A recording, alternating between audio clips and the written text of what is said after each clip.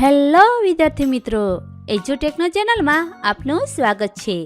આજે આપણે શીખીશું ધોરણ 4 વિષય કુહુ નો પાઠ 6 ભાઈબંધ મારો બોલ્યો કુહુ ના પાઠ્યપુસ્તકના પ્રવૃત્તિઓના છેલ્લા વિભાગની આજે સમજ મેળવશું. અગાઉના વિડીયો તમે પ્લેલિસ્ટની લિંક પરથી મેળવી શકશો. ચાલો શીખીએ. પાઠ 6 ભાઈબંધ મારો બોલ્યો કુહુ ના પ્રશ્નોના જવાબની સમજ.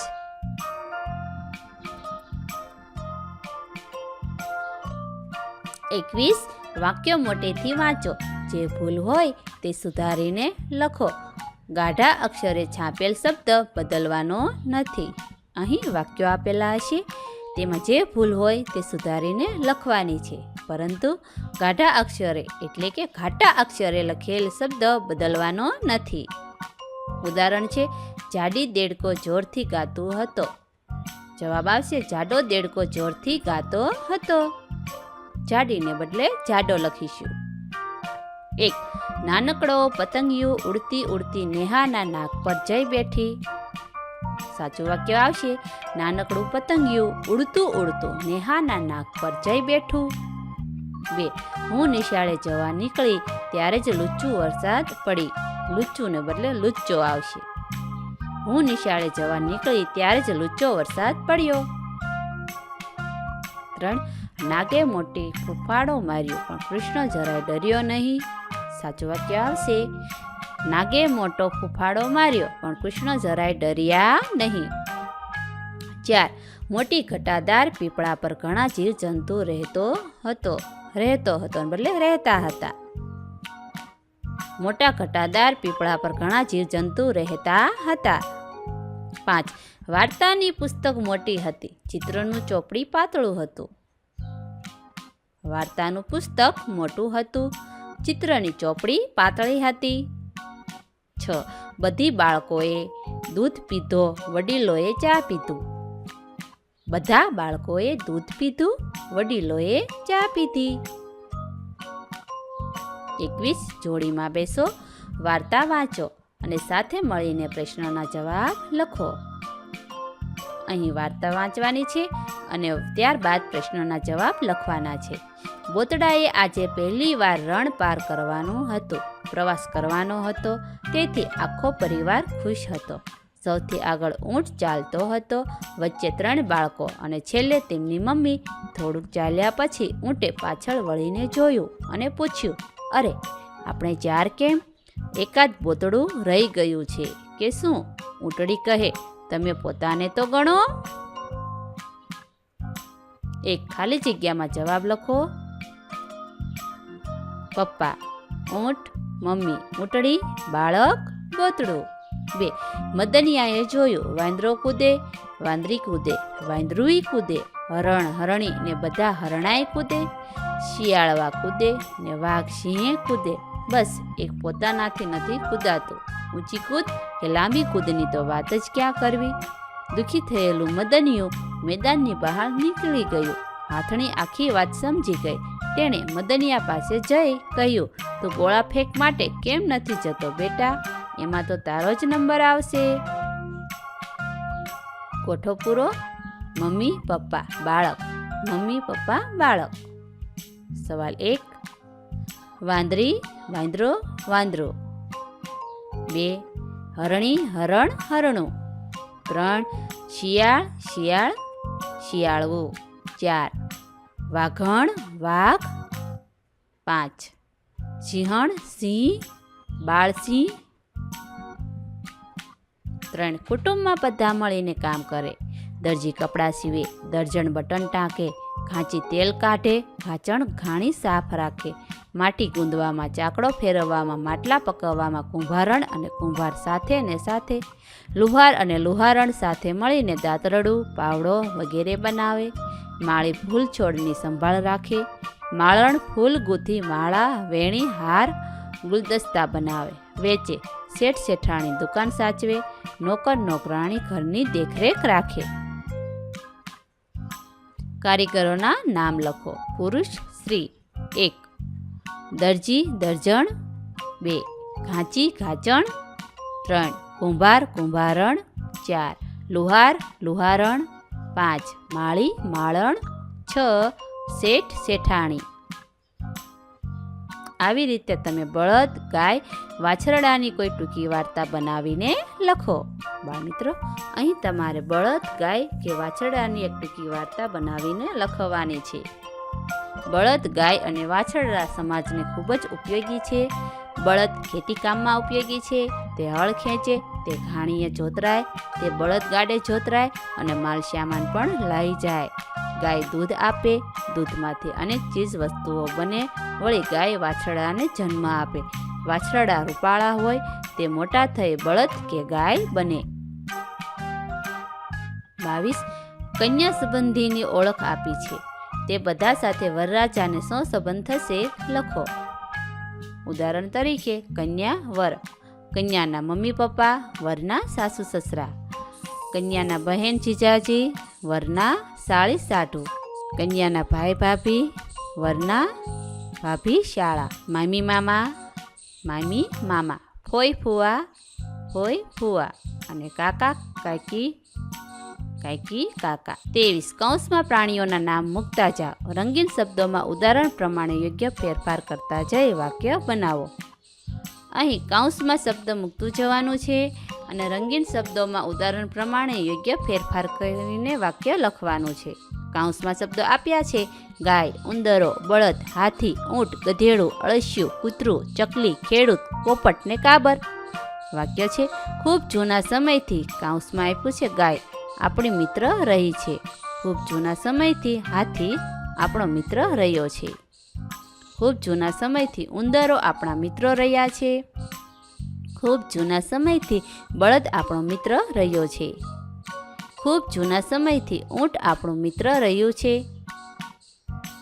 ખૂબ જૂના સમયથી ગધેડું આપણું મિત્ર રહ્યું છે.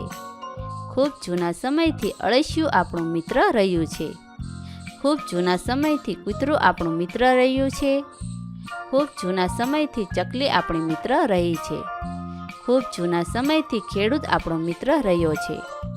ખૂબ જૂના સમયથી પોપટ આપણો મિત્ર રહ્યો છે. ખૂબ જૂના સમયથી કાબર આપણી મિત્ર રહી છે.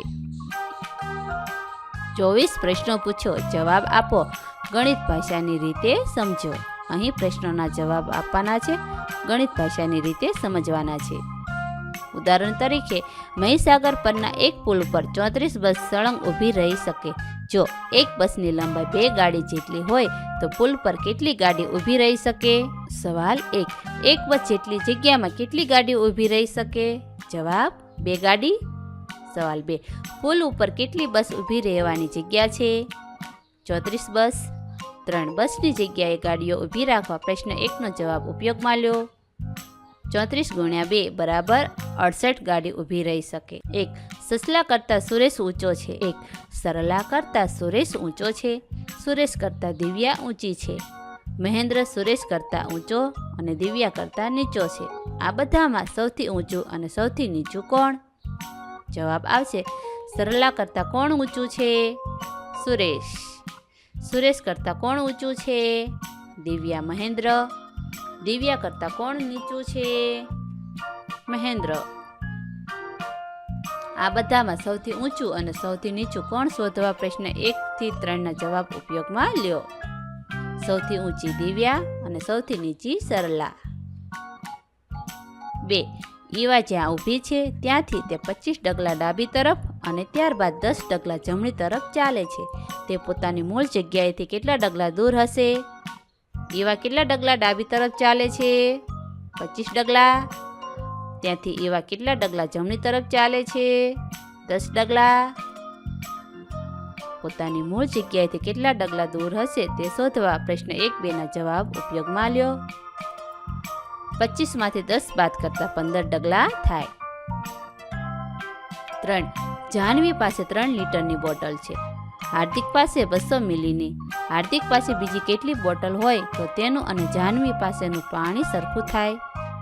જાહ્નવી પાસે કેટલા લીટરની બોટલ છે? 3 લીટરની. 1 લીટર એટલે કેટલા મિલી થાય? 1000 મિલી. 3 લીટર એટલે કેટલા મિલી થાય? 3000 મિલી. હાર્દિક પાસે કેટલા મિલીની બોટલ છે? 200 મિલીની. 5. હાર્દિક પાસે બીજી કેટલી બોટલ હોય તો તેનું અને જાહ્નવીનું પાણી સરખું થાય તે શોધવા. પ્રશ્ન 3-4ના જવાબ ઉપયોગમાં લ્યો. 3000 મિલી ભાગ્યા 200 મિલી બરાબર જવાબ આવશે 15 બોટલ. 6. હાર્દિક પાસે 1 બોટલ છે, તેથી બીજી કૌંસમાં આપ્યું છે 15માંથી 1 બાદ કરતા 14 બોટલ હોય તો તેનું અને જાહ્નવીનું પાણી સરખું થાય. 4. આનંદીના કંપાસમાં 20 લખોટી છે, તેમાંથી અડધી લખોટી પીળા રંગની અને ચોથા ભાગની ગુલાબી છે. આનંદી પાસે કેટલી પીળી અને કેટલી લાલ લખોટી છે? આનંદીના કંપાસમાં કેટલી લખોટી છે? 20 લખોટી. 20ની અડધી એટલે કેટલી લખોટી પીળા રંગની છે? 10 લખોટી. 20ની ચોથા ભાગની એટલે કેટલી લખોટી ગુલાબી રંગની છે? 5 લખોટી. આનંદી પાસે કેટલી લાલ લખોટી છે તે શોધવા. પ્રશ્ન 1થી 3નો જવાબ ઉપયોગમાં લ્યો. 20માંથી 10 અને 5 બાદ કરતા 5 લખોટી રહેશે. 5.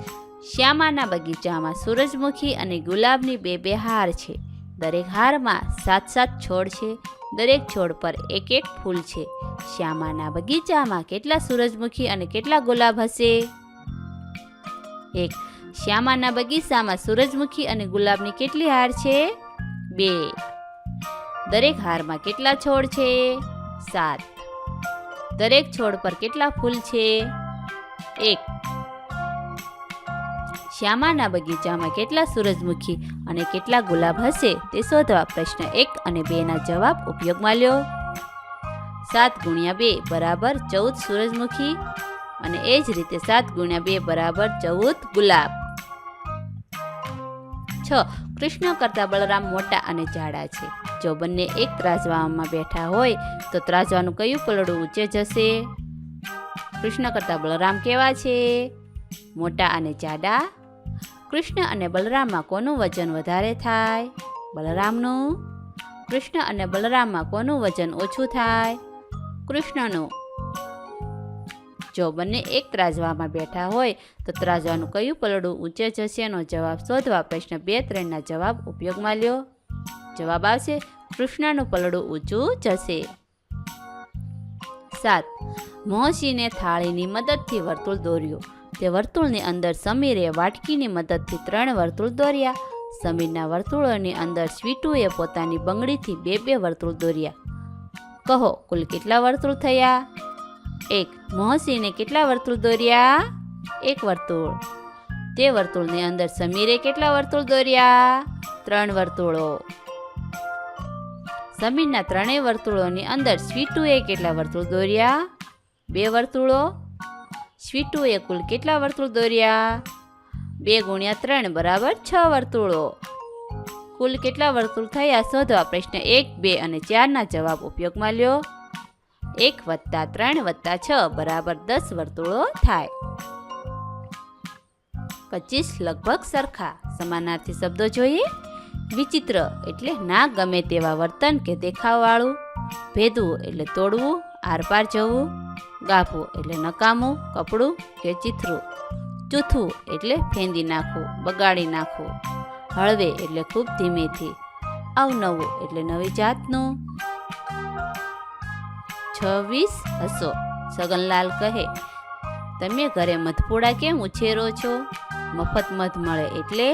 મગનલાલ, મધ તો મળે જ, મહેમાન પણ ઓછા આવે. શબ્દ પોટલીમાં શબ્દ લખીએ.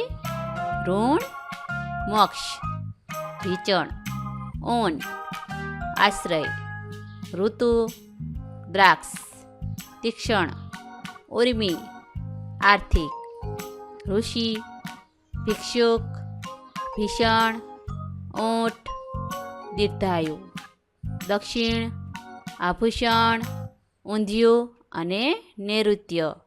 અહીં પાઠ 6 પૂર્ણ થાય છે. અગાઉના વિડીયો તમે ડિસ્ક્રિપ્શન બોક્સ કે પ્લેલિસ્ટની લિંક પરથી મેળવી શકશો. થેન્ક યુ દોસ્તો. એજ્યુકટેકનો ચેનલ તરફથી વિડીયો નિહાળવા બદલ આપનો આભાર. આવા બીજા વિડીયોઝ નિહાળવા માટે અમારી યુટ્યુબ ચેનલ એજ્યુકટેકનો અત્યારે જ સબસ્ક્રાઇબ કરો. આભાર દોસ્તો.